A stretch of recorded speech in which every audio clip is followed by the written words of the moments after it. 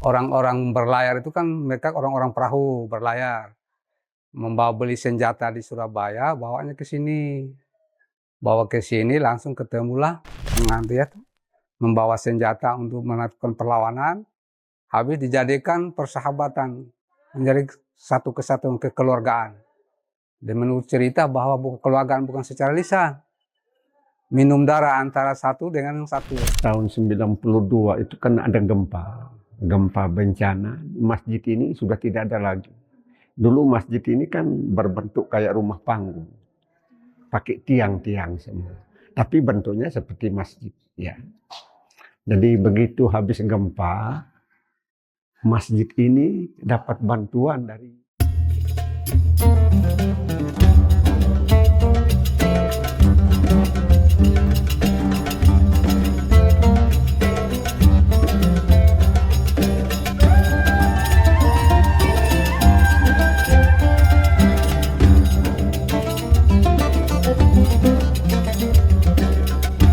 Tribuners, saat ini saya berada di pesisir utara Kabupaten Sika, tepatnya di Waipare, Desa Watubilo, Kecamatan Kangai, Kabupaten Sika. Dan di belakang saya ini berdiri sebuah bangunan masjid yang bernama Rahman.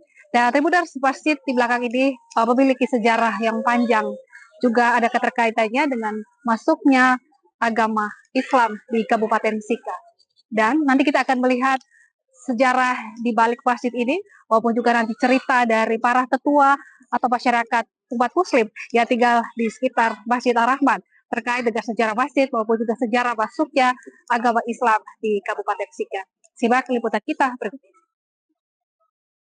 Masjid Ar-Rahman Waipare di Desa Watumilo, Kecamatan Kangai, Kabupaten Sika, Pulau Flores, Nusa Tenggara Timur, berdiri kokoh sebagai simbol masuknya Islam di Kabupaten Sika sejak awal abad ke-20. Rumah ibadah yang diyakini sebagai salah satu yang tertua di wilayah ini bukan sekedar bangunan fisik. Rumah ibadah ini merupakan penanda sejarah yang lahir dari ikatan persaudaraan antara pelaut Bugis dan penguasa lokal. Terletak hanya beberapa langkah dari bibir pantai utara Pulau Flores, masjid ini menyajikan perpaduan warna yang kontras dengan alam pesisirnya. Tokoh masyarakat setempat, Muhammad Kadri, menuturkan bahwa kehadiran Islam di wilayah tersebut dibawa oleh para pelaut asal Gujarat dan Sulawesi yang melintasi perairan Nusantara sekitar tahun 1901. Pertemuan antara pendatang dan penguasa lokal, Raja Kangai, tidak berakhir dengan konflik. Sebaliknya, mereka menjalini persahabatan erat yang dikukuhkan melalui tradisi unik, minum darah, sebagai simbol persaudaraan yang tak terputuskan. Sebagai bentuk penerimaan, Raja Kangai menghibahkan lahan di sepanjang pesisir pantai hingga ke Tanjung Darat untuk dikelola para pendatang. Di lahan inilah pemukiman dan tempat ibadah dibangun. Menurut sejarah dari cerita dari orang-orang tua sebelum saya ini, mereka menyatakan bahwa Islam masuk di Sika ini diperkirakan tahun 1901. Waktu zaman Belanda dulu sampai zaman Jepang. Setelah itu orang-orang Gujarat dari Sulawesi, dulu kan orang-orang berlayar itu kan mereka orang-orang perahu berlayar, membawa beli senjata di Surabaya, bawanya ke sini.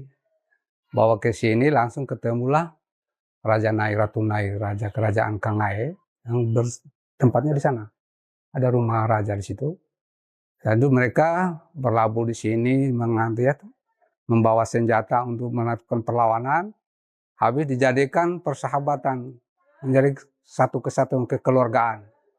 Dan menurut cerita bahwa kekeluargaan bukan secara lisan, minum darah antara satu dengan yang satu, sehingga menjadi persahabatan yang jadi tuntun. Setelah itu, raja itulah memberikan tempat untuk dihuni. Bahkan bukan di sini saja, sampai ke daratan Tanjung Darat, pantai dari sini itu. Sampai sekarang mereka punya moyang-moyang dulu yang ahli waris makan sampai termasuk Pangabata, termasuk Tanjung Darat. Itu diberi oleh kerajaan ini karena dia untuk mempertahankan kekuatan di masa itu. Setelah itu mereka kan hanya 4 dekade, sudah 4 dekade.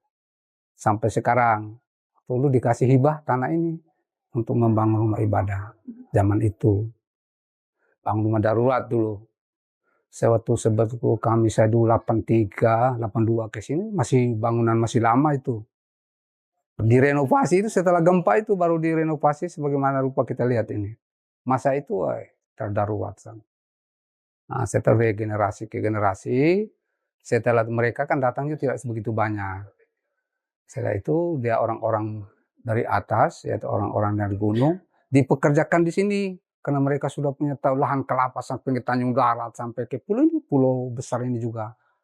Dipekerjakan, langsung ditinggalkan di sini, dibagi-bagi. Jadi orang yang asli Waipare ini, orang-orang dari Bugis hanya tinggal seberapa saja ini. Yang lain itu orang-orang dari sini semua yang menempati tempat di sini. Nah, mereka bergabung dengan mereka, langsung mereka memeluk Islam. Akhirnya mereka tinggal di sini. Jadinya kampung Waipare tadi. Orang dulu artinya kan Waipare itu air yang ada beras, katanya. Katanya dulu sumur sudah ditutup ini. Sumur itu orang-orang dulu panen, ambil dulu orang di gunung kan tidak ada air. Kata ambilnya situ zaman itu. Dan namanya Waipare, orang bilang itu air apa? Air beras. Ceritanya begitu dari orang tua dulu yang sudah meninggal semua. Dengan pembuktian nenek moyang mereka itu ada pembuktian kubur sana. Kubur itu sudah ratusan tahun tuh. Kubur masih dia kan dicor tuh orang bawa kubur itu dibikin modifikasi macam kayak kubur-kubur yang ada di Jawa itu. Kan mereka dulu kan berdagang ke Jawa dengan perahu, langsung dibawa, misalnya apa segala macam dimuat dari sana mereka. Orang-orang dulu kan tahu sendiri. Apalagi kuburnya masih ada itu. Itu namanya mereka kalau tidak salah namanya Haji Taning. Haji Taning itu yang orang pertama ke sini. Nah, setelah itu dia punya ada kan beberapa orang tuh, ada yang nanti di sini setelah bangun ini, setelah itu mereka ada yang ngungsi ke Momere itu Haji Arsad mereka. Pak Haji Arsad itu punya mama kan dari sini. Orang Sulawesi juga ngungsilah ke Momere, tinggal di Momere, akhirnya bangun Masjid Biru itu. Gitu. Habis di sini Geliting, dulu kan ada pelabuhan di Geliting saja. Setelah itu menjadi pelabuhan, akhirnya mereka bangun dengan masjid di Geliting. Nah, dan ahli waris ada yang di Geliting, ada di sini. Yang kawin-mengawin, sudah campur baur tuh, di masa-masa sekarang. Itulah kejadiannya begitu. Jadi masjid ini sudah menjadi tenar. Kalau ditanya di Sika, orang sudah tahu kalau Waipare yang masjid pertama. Sudah tidak asing lagi buat kita. Ceritanya begini, saya dengar dari ahli warisnya yang sudah almarhum Pak Imam, sudah meninggal. Dia bilang mereka dulu zaman perang. Mereka ini orang-orang Bugis. Orang Bugis itu orang-orang pelaut. Kebetulan pelaut di kampung halamannya itu juga orang dulu kan masih zaman antara satu dengan yang lain kan tidak ada yang tidak sama sependapat. Jadi mereka berlayar. Dan mereka berlayar di mana tempat yang nyaman, mereka tinggal di situ. Akhirnya mereka nenek moyang datang, berlayar ke sini kemana-mana. Katanya ada yang sampai ke Ombai sana. Kan orang banyak orang Bugis tuh. Berlayar ke situ, ada yang nusul ke sini, ada yang di sana, ada yang mereka ini yang ke sini. Khalik namanya. Mereka punya farm khalik itu dari sana itu. Kalau namanya Kholik itu berarti mereka orang-orang Muslim yang pertama di Momere yang ada di Waipare itu. Itu farmnya Kholik. Jadi mereka langsung berdagang. Setelah datang rasa nyamannya di sini tidak kembali lagi. Nyaman kan karena diberi lahan begitu. Mana yang penyuka kuat garap di bagian pantai itu. Raja Naik kan kuasanya sampai di mana ya? Mungkin di Nebe. Karena Tanjung Darat ini mereka ini ada tanah Tanjung Darat banyak sekali. Di bagian pesisir. Karena orang zaman-zaman dulu, zaman-zaman itu kan orang tidak ada yang tinggal di pesisir. Orang kan lari ke gunung semua, zaman penjajah. Ya mereka lahan banyak, sampai di pulau juga itu. Dan waktu itu mereka sudah punya ilmu pengetahuan. Sudah bisa masa depan sudah berpikir. Kita di sini kan hanya makan saja. Mereka sepikir, oh ini harus tanah saya garap di sini, garap di sini. Jadi di pulau besar itu berapa tempat tuh orang-orang Bugis? Sampai di Pangabatang sampai sekarang itu milik mereka. Mereka dari Pulau Pangabatang. Itu Khalik punya itu. Farm Khalik. Begitu. Melengkapi narasi sejarah tersebut, Yusuf Keneng, Imam Masjid Ar-Rahman yang telah mengabdi lebih dari 25 tahun, memberikan gambaran mengenai transformasi fisik masjid. Ia mengenang rupa asli masjid yang sangat sederhana sebelum hancur diterjang tsunami. Pasca bencana, upaya membangun kembali masjid dilakukan dengan penuh perjuangan. Yusuf mengungkapkan bahwa pembangunan kembali masjid ini lebih banyak mengandalkan swadaya masyarakat yang mayoritas bekerja sebagai nelayan. Jadi setelah tahun 92 itu kan ada gempa bencana, masjid ini sudah tidak ada lagi. Dulu masjid ini kan berbentuk kayak rumah panggung, pakai tiang-tiang semua, tapi bentuknya seperti masjid ya. Jadi begitu habis gempa, masjid ini dapat bantuan dari Majelis Ulama Indonesia Kabupaten Sika untuk bangun ini masjid. Nah, bangun berupa dia punya tiang-tiang rangka-rangkanya ini yang kalau ini sudah diperbaharui. Akhirnya kami sudah dapat bantuan berapa kali. Bantuan itu kan tidak besar.